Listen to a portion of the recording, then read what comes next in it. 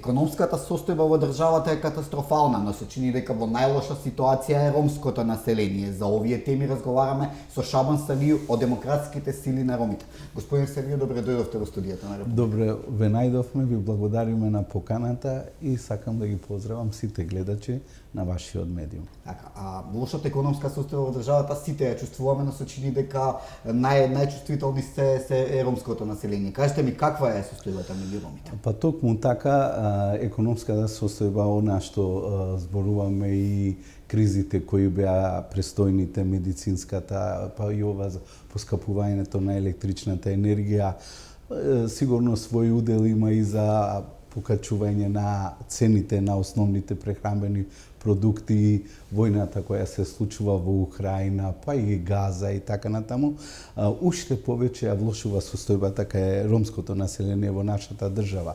Со еден збор, она што можам да нагласам дека состојбата е катастрофална. Не само што го допра дното ромската заедница, го пробија истото. Значи, се наоѓаат во најтешка состојба од како јас лично паметам, 80% се во катастрофална тешка состојба ромските семејства и целокупното население на нашата држава. Точно е дека има сиромаштија и кај другите заедници, меѓутоа не е кај ромите. Многу од ромската заедница е невработена, голем процент, потоа голем процент исто така е без осигурување, без здравствено, социјално и така натаму, која и така тешката состојба уште повеќе ја влошува. Сметаме дека ова што се случува во нашата држава е катастрофална состојба за ромската заедница и оставени се сами на себе во овој момент. Така, кој е решението? Се преземат ли некакви мерки? Имаше декада на роми, кои други мерки беа? Точно, на жалост, тоа беа повеќе стратешки документи за подобрување на состојбата на ромската заедница. Зборуваме и за економската, и општествената, политичка и така натаму. Тие документи, на жалост, не ги оправдаа очекувањата кај ромската заедница. Ромската заедница очекуваше многу од тие документи. Еве, ќе го спомнам рамковниот договор за соодветна и правична застапеност на сите заедници во нашата држава. Тој се претвори само за албанци. На жалост, значи, беше идеално напишан и за сите заедници кои живеат во нашата држава, значи правична застапеност во поглед на процентуална, по вертикална и хоризонтална линија на сите нивоа, и во администрацијата, и во министерските позиции, секаде каде што имаше потреба, односно да се направи таа соодветна застапеност. Од тоа ромската заедница не почувствува никакви бенефити, меѓутоа со доаѓањето на власт 2006 година, кога беви пратени во коалицијата, значи за прв пат започна започнувањето на 5 вработени од ромската заедница во администрацијата. Во суштина тогаш се случи и она искрена и доследна интеграција на ромската заедница во институциите на системот, токму со владата на ВМРО ДПМН 2006 година, на сите нивоа. Така, еден од проблемите со кои се соочувате и произлегува од пописот, значи драстично е намален бројот на ромско население во последниве 20 на години, од 2002 предпоследниот попис 53.000 и нешто, сега 46.000. Излегува дека се намалува бројот на ромската популација. Пред да одговорам на тоа прашање, сакам само да го и потенцирам и декадата за ромите, која беше довнесена во Софија 2005-2015 година. Фактички за сите роми на Балканот се случуваше, се правеа обиди со Комисијата на Европската Унија да се подобри состојбата на ромите, бидејќи повеќето од тоа време беа апликанти за влез во Европската Унија и ден денеска она што се предвидуваше со декадата не е остварено. Исто така за земите апликанти во за влез во Европската Унија имаше еден документ стратегија на ромите кој требаше владата на Република Македонија од 2005 година да го спроведи. На жалост, сето тоа остана без сенс на државата и можда е нешто направено токму тој период, зборувам со доаѓањето на ВМРО ДПМН, меѓутоа анемичноста во поглед на положбата на ромската заедница остана катастрофална. Ова со пописот 2002 година бевме 53.789 роми, на жалост негде околу 46.000, од 2,66% смалено е на 2,53%.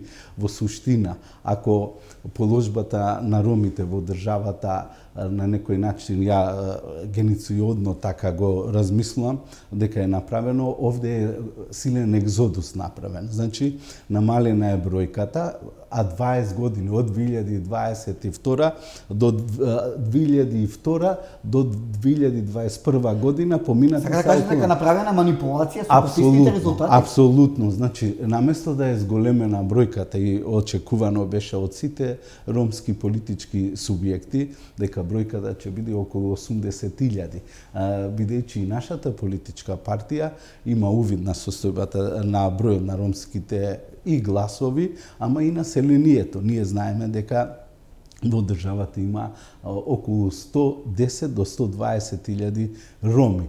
И овде е направена одредена манипулација, овие направено е на некој начин политички попис за потребите на некои други, на штета на ромската заедница.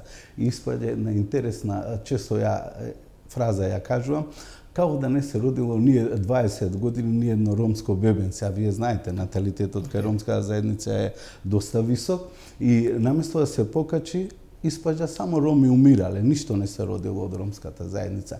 Пописот не е случај, не е, како да кажам, така формален, непотребен.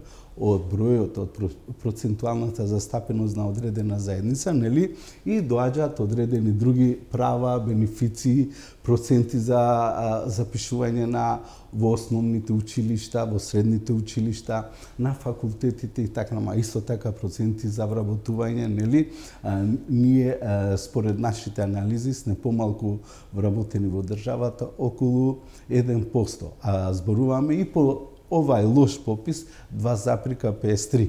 Значи, па сега со балансирот ќе бидете уште помалку. Апсолутно, ни приближно не сме еднакви на бројката која треба да е вработена од ромска заедница. Меѓутоа, јас сум оптимист, верувам во нашиот коалиционен партнер ВМРО ДПМН, верувам во лидерот на ВМРО ДПМН, професор доктор Христијан Мицковски, че има слух, сенс за потребите на ромската заедница, а на жалост, не на жалост, него и на среќа, и е тоа и барање на Европската комисија, нели, подобрување на положбата, економската положба на ромите во сите држави каде што се апликанти и кои се влезени, нели, освен промени на судството, нели, и другите намалување на одредени негативни појави во администрацијата кај функционерите во државата, нели, подобрувањето на положбата на ромската заедница е еден од битните услови.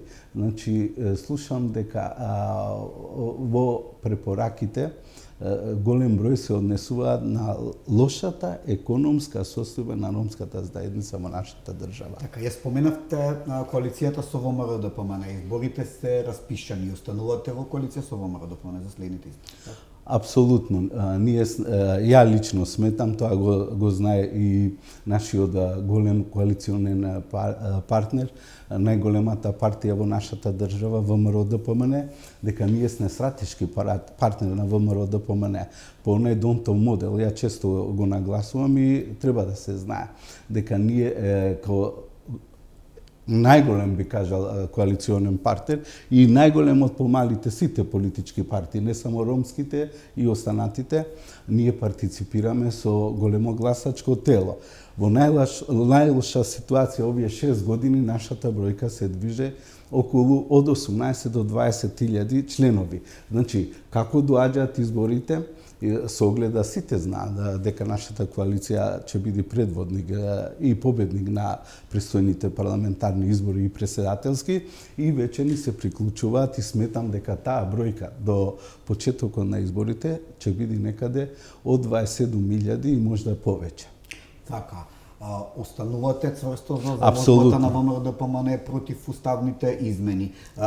Многу мина се обидуваат да ве прикажат дека сте антиевропски, бидејќи не се согласувате на уставни измени. Што има антиевропски да не се согласите? Видете, јас сум по вокација правник и голем дел од мојот живот го имам поминато као правник на работните места. Јас го поддржувам мојот коалиционен партнер. Мојот коалиционен партнер ВМРО-ДПМН и другите не сме против внесување во уставот, меѓутоа на бугарите, нели? Начинот како се формира тој услов не е коректен. Не само од бугарската држава, туку и од Европската унија. Значи, за мене лично тоа е како условување и додавање на нови услови. Се сеќавам, господин Николовски многу пати и други представници од ВМРО-ДПМН зборуваа дека нема да биде само овој услов, ќе се додаваат и други услови. Токму сега слушам од министерката и вице-премиерката Марија нема да биде единствен. Значи, постојано ќе додаваат некои услови, само тоа е на штета повеќе на македонскиот народ во нашата држава. Меѓутоа, јас сум по националност македонец, живеам во Македонија, ја сакам мојата држава и ги почитувам мојот народ, македонците, во поглед сочувствувам со нивните загуби во националниот идентитет и на народот и на државата. И јас го поддржувам. И немањето на реципроцитет од страна на Бугарија кон македонската држава, односно кон македонците. Значи, и меѓународното право, вакви преседани не памети. Тоа го нема ни во учебниците за меѓународно право, ни во праксата. Меѓутоа, еве, во Македонија права секакви можни сценарија, само да се одлага влегувањето во Европската унија, односно многу години.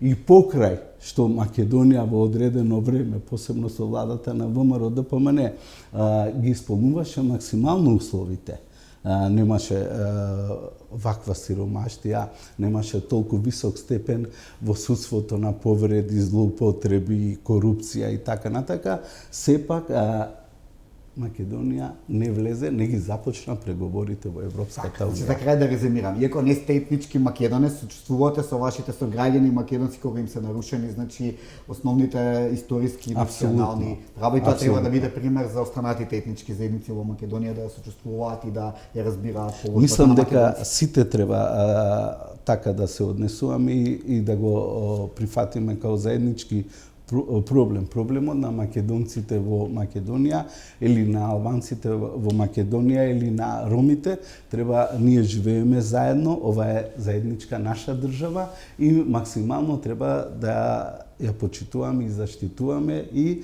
да ја браниме од било кое зло. Господин Селијов, ви благодарам за разговорот за Република и ви посакувам многу среќа на изборите. Многу ви благодарам на поканата, се надевам че се видиме повторно.